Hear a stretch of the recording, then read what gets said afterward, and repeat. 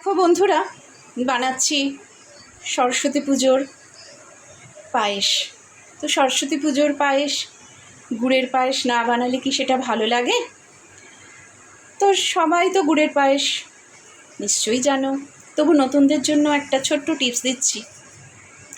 গুড়ের পায়েস কিন্তু কখনোই ওই এলাচ দেবে না, কারণ গুড়ের একটা নিজস্ব সেন্ট আছে বা গন্ধ আছে।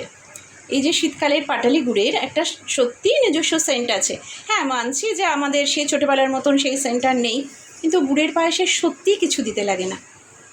আমরা যেগুলো দিয়ে থাকি না, বিশেষ করে এলাচ থেঁতো করে, একদম দেবে না।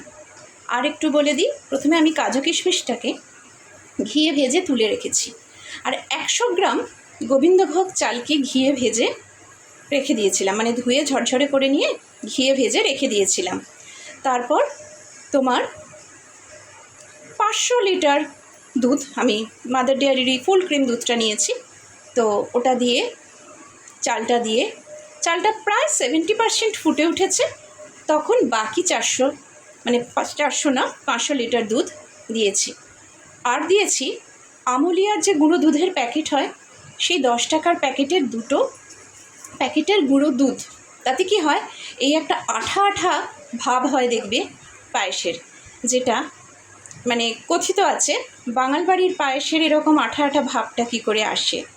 তো আমার মামার বাড়ি ওপার বাংলার, বাপির বাড়ি এদেশি বাংলার, এদেশীয়, শ্বশুর বাড়িও এদেশীয়। তো আমি তো কম্বো বলতে পারো, সেই কারণেই আমি কিন্তু খাওয়ার ব্যাপারে কোনো ওই কম্প্রোমাইজ করাটা পছন্দ করি না। যার যেটা ভালো সেটাই নিয়ে নিই, চেষ্টা করি নিতে। তো সেটা দিয়ে দিয়েছি।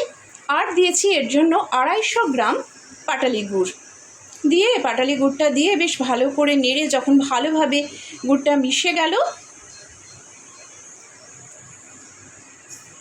তারপর আর কিচ্ছু করতে হবে না।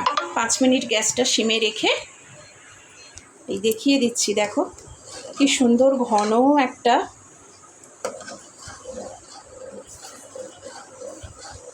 ভাব এসে গেছে। ওটা রাখার পর ওই ভাজা কাজু কিশমিশগুলো দিয়ে দেবে, ব্যাস। তারপরে 5 মিনিট গ্যাসটা সিমে রেখে বন্ধ করে দেবে। টাটা।